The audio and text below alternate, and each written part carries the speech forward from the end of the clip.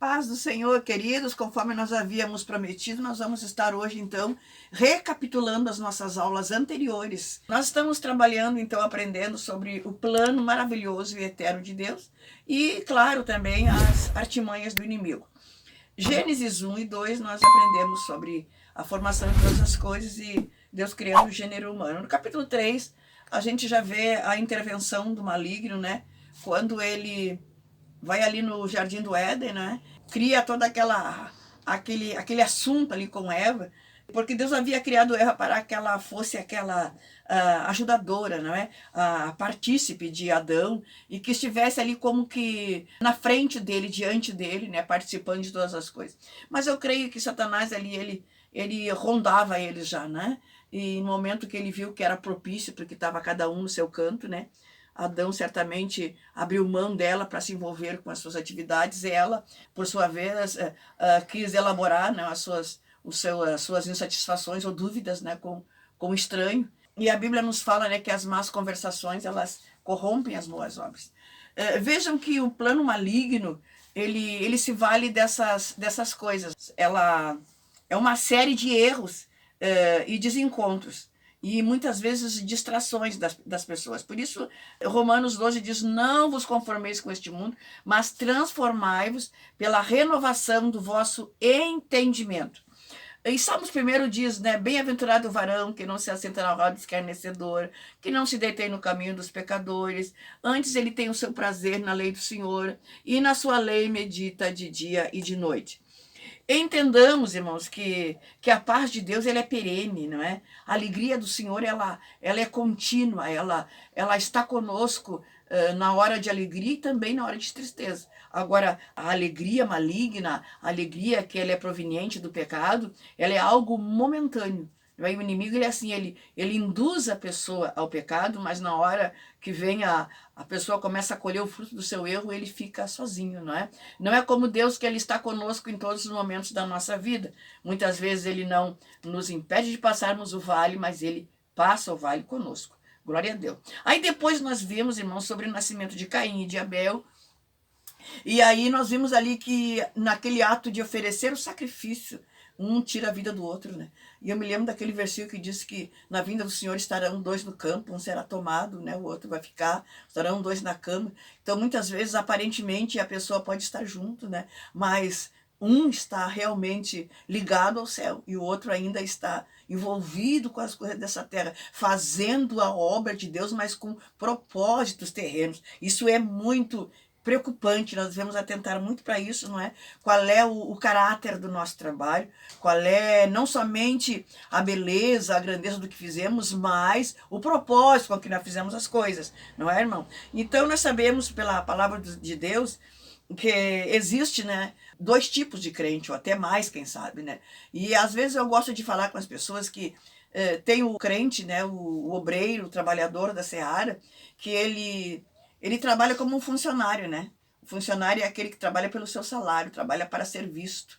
O funcionário é aquele que visa sempre o seu benefício. Muitas vezes ele é competitivo, muitas vezes ele entrega o outro, né? Ele quer bater a sua meta a qualquer custo, ele não abre mão, não é, dos seus objetivos, não é? E agora já o filho, não é, do empresário, que é dono da empresa, ele, pelo contrário, ele muitas vezes abre mão da sua vida para preservar aquela empresa, não é? Muitas vezes ele deixa, né, do seu bem-estar para que possa continuar aquela empresa de pé. Então nós temos que ver, não é, se nós somos, não somente, irmão, se preocupar em fazer a obra, mas se preocupar que tipo de obra nós estamos realizando. O plano de Deus era a adoração da família que o adorasse. Satanás, o plano dele é separar a família.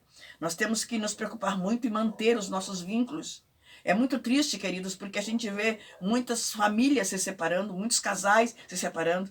Muitas vezes é tão fácil para o homem abrir mão da sua esposa, dos seus filhos. Muitas vezes é tão fácil para a mulher abrir mão da sua família, não é? Mas não é somente isso que o diabo faz. Muitas vezes ele separa a família e muitas vezes ele separa a família de Deus.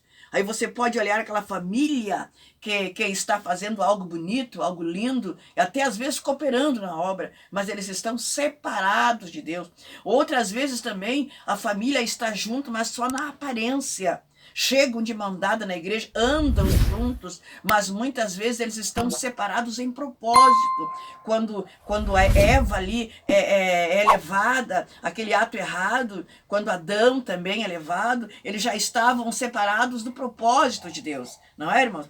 A corrupção, então, geral do gênero humano, nos traz a entendimento, né, que Satanás, ele sempre, seja que for a esfera da sociedade, seja qual for a artimanha que ele usar, pode ser até disfarçado de bondade, pode trazer até uma fala de bondade, levantar uma bandeira aparentemente de bondade, mas o plano de Satanás sempre vai ser destruir, bagunçar, afastar as pessoas do propósito de Deus.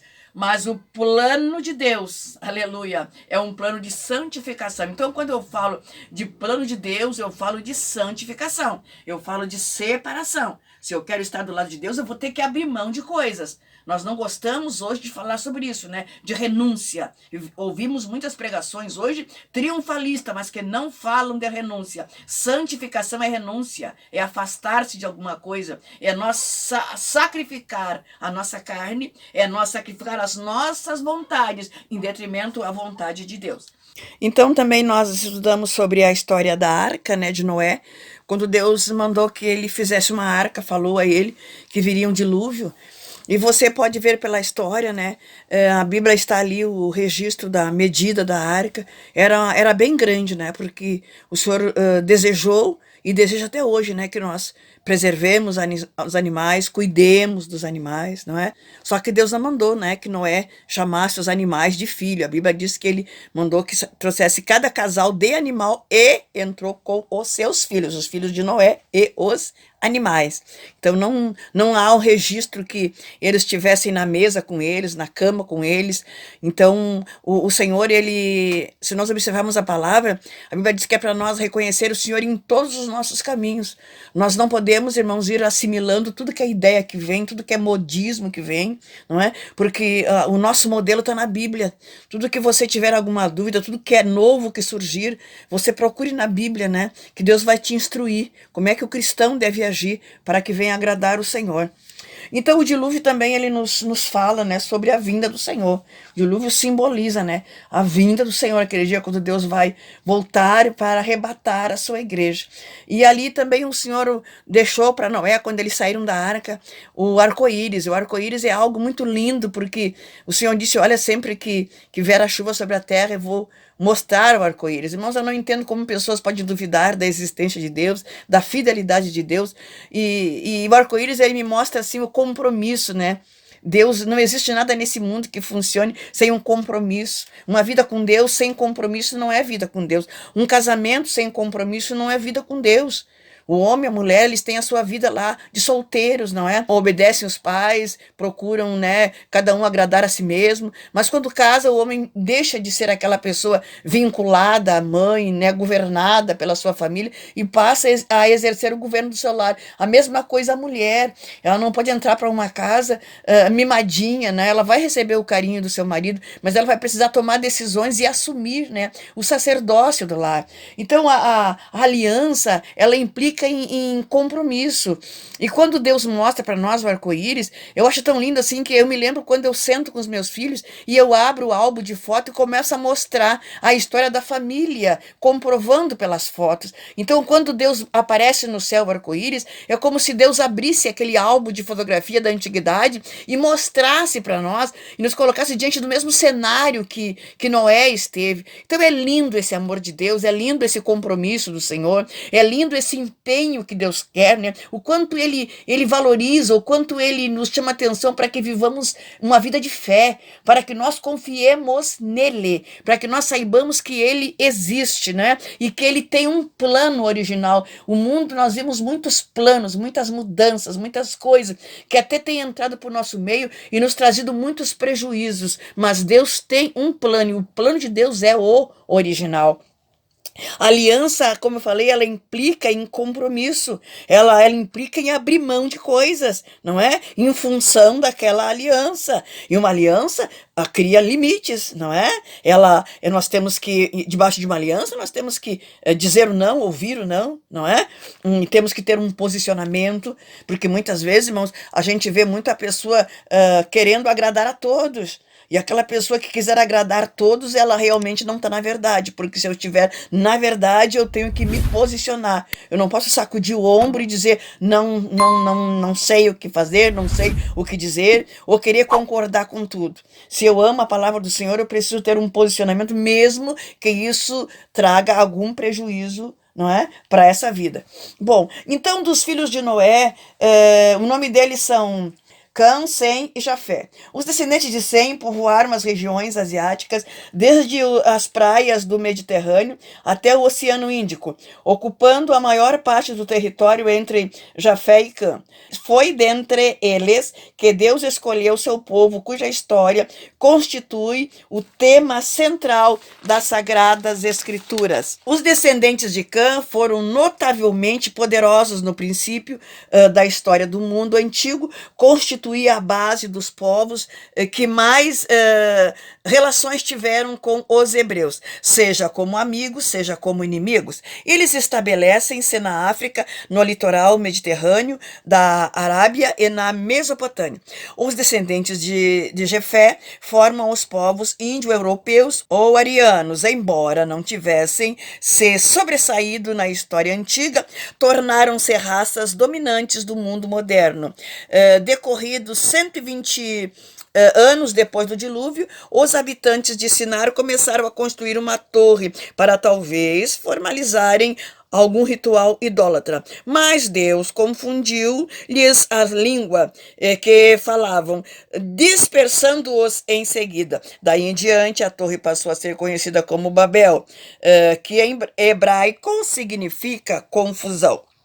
De Sem descendeu Abraão, e Deus começa com Abraão um povo cuja descendência viria Jesus, e através do seu unigênito Filho, o nosso amado Senhor Jesus Cristo, ele realizou o seu glorioso plano de redenção. Oremos pela nação de Israel. Abraão casou com uma mulher estéril e Deus lhe promete dar-lhe um filho. Ele já tem esse filho com idade avançada.